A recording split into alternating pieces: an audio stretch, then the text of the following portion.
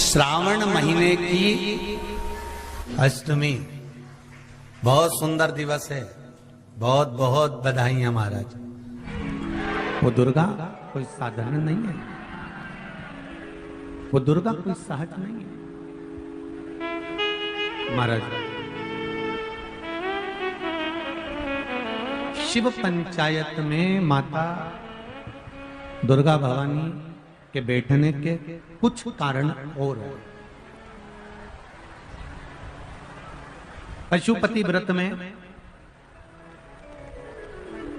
पहला दिया जो 5 दिए लगाए जाते हैं, उसमें पहला किसका है? जम के बोलो जरा। मां दुर्गा। दूसरा दीप पशुपति व्रत में जो दूसरे नंबर का दिया लगाया जाता है, वो दीप हमारे कुल देवी, कुल देवता, पितृदेव, आहुत देव, वासुक देव, जो भी आपके घर के देवी देवता हैं, उसके निमित्तार्थ लगाया जाता है। दूसरा दीप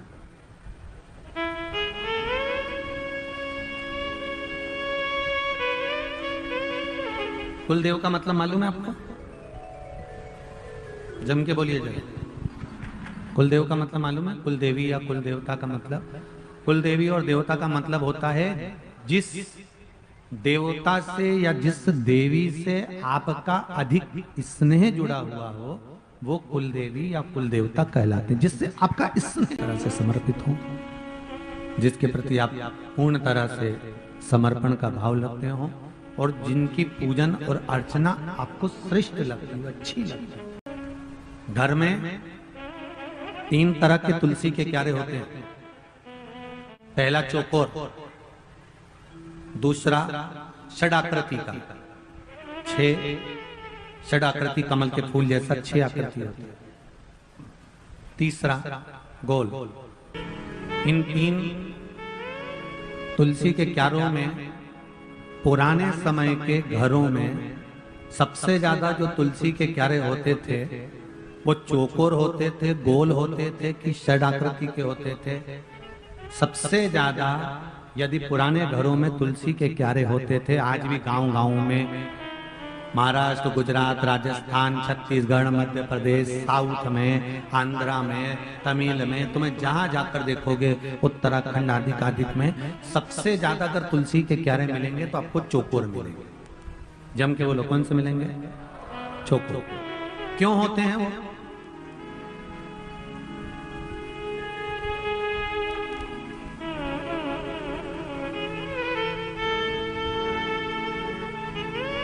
किस लिए?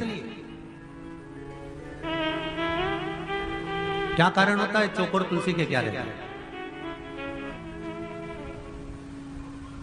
ये चौकोर जो तुलसी का क्यारा होता है, इसमें पितरों का, कुल देवता का, कुल देवी का, कुल के जितने भी हमारे पूर्वज होते हैं उनका स्थान चौकोर तुलसी के क्यारे में बना हुआ होता है। अपने आप उसको बनाने की जरूरत नहीं पड़ती।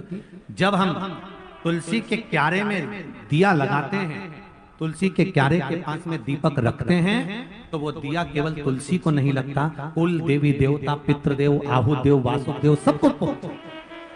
अब जरा देखिए हमारा सनातन धर्म देखिए कितना प्रबल होगा। एक चौकोर तुलसी के क्यारे से किस किस चीज की फल की प्राप्ति हो सकती है, यहां तक स्कंद पुराण कहती है हमारे।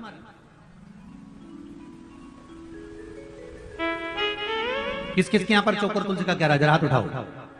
सबके यहां? अरे वाह, धर लो, बहुत बड़ी। चौकोर तुलसी का क्यारा किस किस चीज की फल देता है?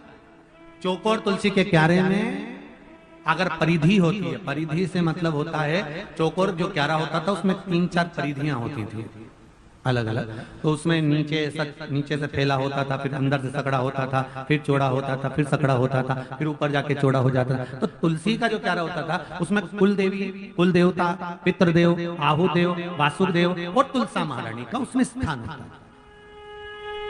क्या फल देता है? कुल देवी देवता क्या फल देते हैं? चौकोर तुलसी का क्यारा क्या फल देता है?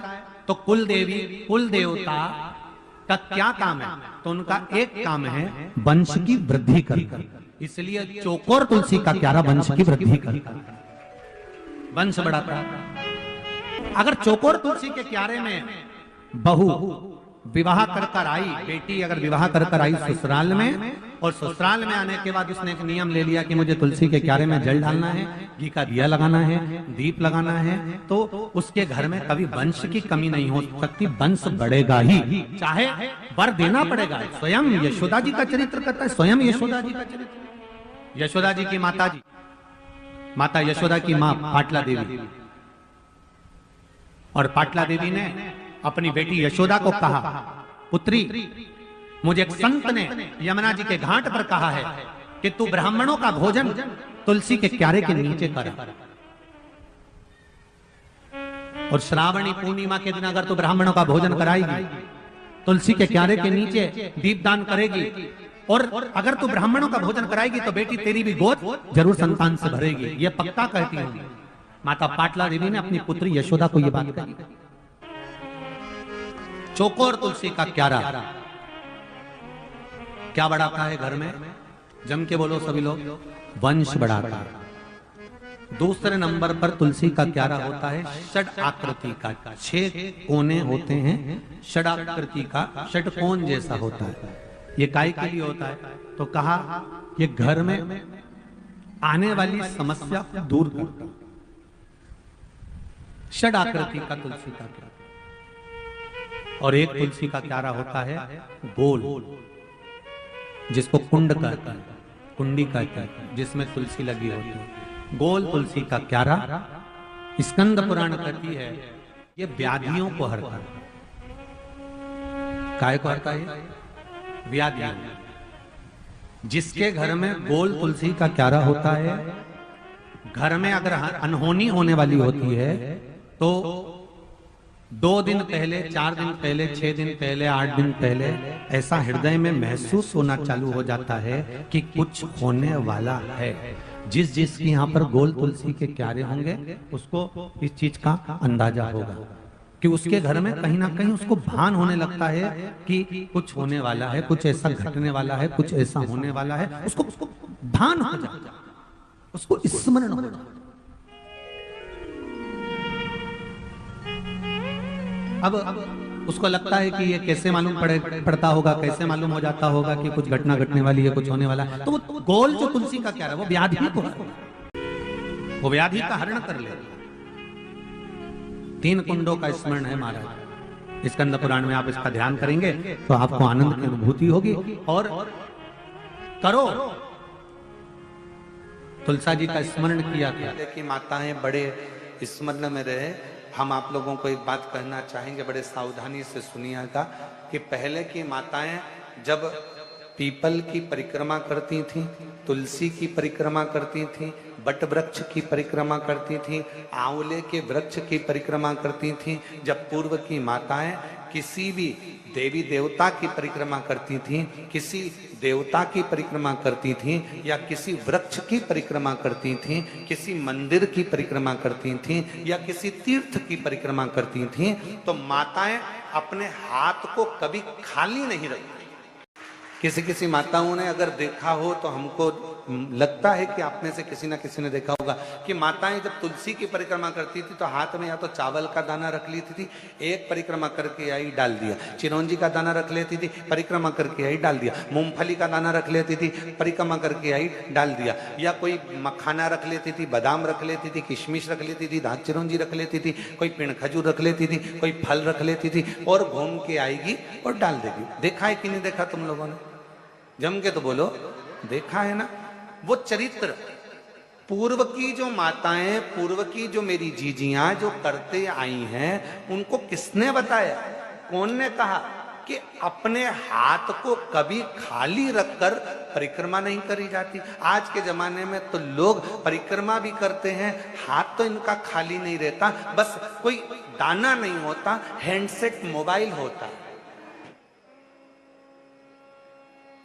कभी कोई परिक्रमा, कभी भी कोई परिक्रमा खाली हाथ कभी मत करो, कभी। तुलसी जी की परिक्रमा कर रहे हो, हाथ में भले जल का पात्र रख लो, किसी वृक्ष की परिक्रमा कर रहे हो, अपने हाथ में कोई दाना रख लो।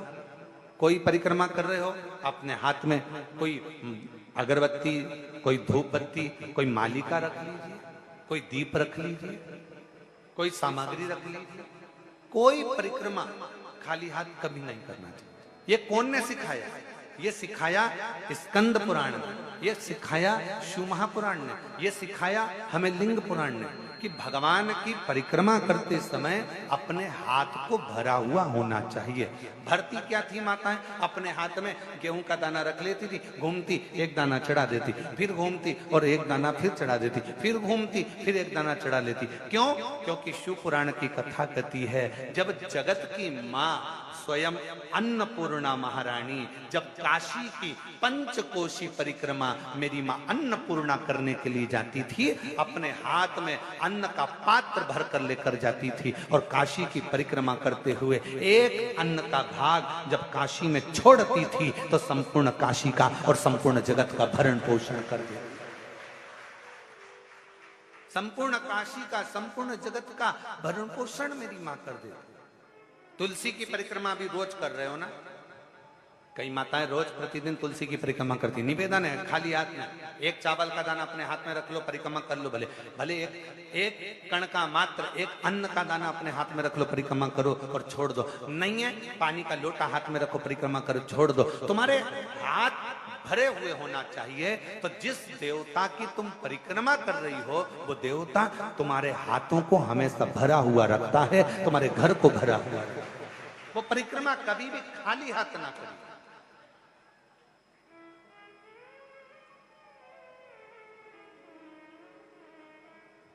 और यदि हाथ में कोई अन्न का दाना नहीं है, कोई सामग्री नहीं है, कोई पदार्थ तुम्हारे हाथ में नहीं है, तो हाथ में तुलसी या रुद्राक्ष की माला रख लो, गौमुखी रख लो और परिक्रमा करते समय वो हाथों से भर कर रख लो। कुछ भी हाथ से भरा होना चाहिए जो परमात्मा की शरणागति का, भगवान की शरणागति का सुख प्रदान करते, जो भगवान की शरणागति का सुख, भगवान की शरणागति के सुख को प्रदान कर।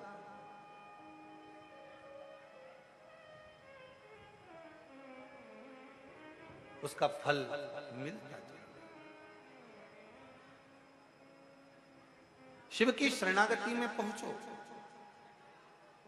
अष्टमी पर एक बेलपत्र, 3 शमी पत्र, आप कभी दिल से, कभी मौका मिले हृदय से अशोक सुंदरी वाली जगह का स्पर्श कर कर भगवान शंकर के शिवलिंग पर एक बार समर्पित कर कर देखना और दूसरे वर्ष इंतजार करना कि तुम अष्टमी के दिन बाबा को शमी पत्र और बेलपत्र दिया था, क्या बाबा ने तेरे घर में धन और वैभव दिया कि नहीं दिया? जो स्थिति में गाड़ी चल रही थी वो स्थिति की गाड़ी तेरी पार हुई कि ना? श्रावण महीने की दोनों अष्टमियों में से कोई भी अष्टमी, ये भी जरूरी नहीं है कि सोमवार की ही अष्टमी थी। श्रावण महीने की दोनों अष्टमियों में से कोई भी अष्टमी को, आज भी नियम है महाराज, कोई मदिरा पान में डूबा है, कोई वेश्यावृत्ति में डूबा है, कोई मांसाहार में डूबा है, कोई गलत काम में जुए आदि में डूबा हुआ है, तुम छुड़ा छुड़ा कर रह गए कि मत जा, मत कर, तुम छुड़ा छुड़ा कर रह गए। तो शिव महापुराण का एक बड़ा सुंदर भाव वर्णन करा गया हमारा, बड़ा सुंदर भाव। महाराज शमी के 5 पत्ते, बेलपत्री के 5 पत्ते, बेर के 5 पत्ते, क्या क्या चीज है जरा जम के बोलो। शमी के 5 पत्ते, बेर के 5 पत्ते और बेलपत्री के 5 पत्ते। महाराज बेर के पत्ते पर लाल चंदन, बेलपत्री के पत्ते पर पीला चंदन, शमी के पत्र पर केवल कोई चंदन लगाने की जरूरत नहीं, सादा, केवल एकदम कुछ भी उसमें लगाकर नहीं, सिंपल। पहले लाल चंदन वाले पत्ते, फिर बेलपत्री के पत्ते, फिर शमी के पत्ते शिवलिंग के ऊपर समर्पित कर कर उसको उठाकर वापस लाकर बेलपत्री के पेड़ के नीचे ही 1 लोटा जल समर्पित कर कर पहले पत्ते चढ़ा देंगे, फिर लोटा भर जल समर्पित कर देंगे। उसी चढ़े हुए पत्तों में से 5 बेलपत्र को लेकर अपने घर आ जाए और अवधूतेश्वर महादेव, कौन से महादेव? अवधूतेश्वर महादेव। ये अवधूतेश्वर महादेव कौन से हैं? आपको कथा में कई बार वर्णन करा गया है। शंकर भगवान को क्रोध आया, ब्रह्मा जी ने क्रोध को लिया, समुद्र में डाला। उस रूप को क्रोध का एक रूप था, क्योंकि जो मदिरा पान करने वाले होते हैं, व्यसन करने वाले होते हैं, गलत काम करने वाले होते हैं, इनको सुधार करे जाओ। जितना तुम समझाओगे ये उतना आग बबूला होंगे। तुम बच्चों से कहोगे गलत लड़के के साथ रह रहा मत रहे, तो और ज्यादा क्रोध करेगा, और चिड़चिड़ करेगा, और अपशब्द कहेगा। तो ये क्रोध को संयमित कर दे। अवधूतेश्वर महादेव। श्रावण के पूरे महीने 2 लोटा जल अपने घर से लेकर जाओ, और अपने घर से जब जल लेकर जाओ तो ये विचार कर कर जाना, आज मैं शिव को काशी में, आज मैं शिव को केदार में, आज शिव को अमरनाथ में, आज शिव को भीमा शंकर में, आज शिव को मल्लिकार्जुन में। और फिर निवेदन करूंगा, जिस बहन को 19 और 20 साल तक भी औलाद नहीं हुई हो, तो कृष्णेश्वर महादेव का नाम लेकर 2 लोटा जल तुम्बकेश्वर महादेव का नाम लेकर चढ़ा कर देखना, सावन के बाद में बाबा संतान जरूर देगा, झोली जरूर भरेगा।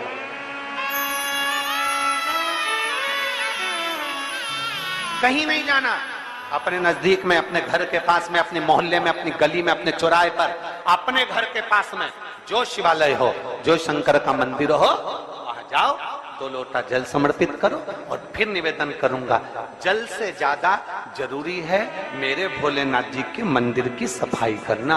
अब कीचड़ चालू हो जाएगा, पानी चालू हो जाएगा, सावन का महीना चालू हो जाएगा। अपने साथ एक कपड़ा लेकर जाओ, बाबा के मंदिर को पूरा साफ कर कर, बाबा की शिवलिंग का स्नान कर कर, बेलपत्र निर्माल्य जितना पड़ा है उसको उठाकर कहीं विसर्जन के लिए, किसी नदी तालाब बावड़ी में नहीं, किसी कुएं में नहीं, निर्माल्य तालाब में, नदियों में, बावड़ी में डालने के बाद वो निर्माल्य सड़ता रहता है, नदी नाले का पानी सूखता रहता है, उसमें कीचड़ इकट्ठा हो जाता है। उस निर्माल्य को इकट्ठा करो, गाड़ी में भरो, किसी एक खड्डा खोदकर वहां दबाकर उसकी खाद तैयार करो, और बाद में बेलपत्री के वृक्ष के नीचे उसको डालते रहो। पर ध्यान रखना कि निर्माल्य हमें नदी तालाब बावड़ी कुएं में नहीं डालना, उसको एकत्रित करना।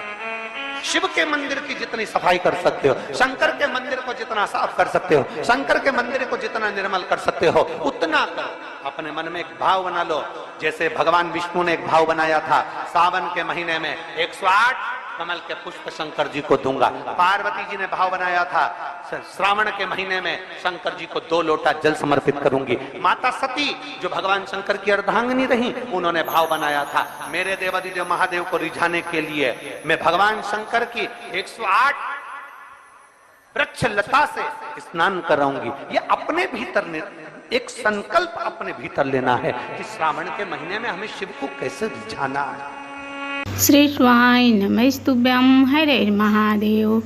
श्रावण माह की अष्टमी के दिन किए जाने वाले विशेष उपाय। सावन महीने की शुक्ल पक्ष की अष्टमी शुक्रवार के दिन यानी 1 अगस्त को पड़ रही है, जो सावन महीने की अंतिम अष्टमी है। इस अष्टमी पर अवश्य करें यह उपाय, चूके मत। पूज्य गुरुजी पंडित प्रदीप मिश्रा जी के द्वारा यह अचूक उपाय बताया गया है। तो आशा करती हूँ यह वीडियो पसंद आई होगी। वीडियो पसंद आई होगी तो वीडियो को लाइक करें, और हमारे YouTube चैनल पर नए हैं तो चैनल को सब्सक्राइब ज़रूर कर लें, और कमेंट में ओम नमः शिवाय लिखना ना भूलें।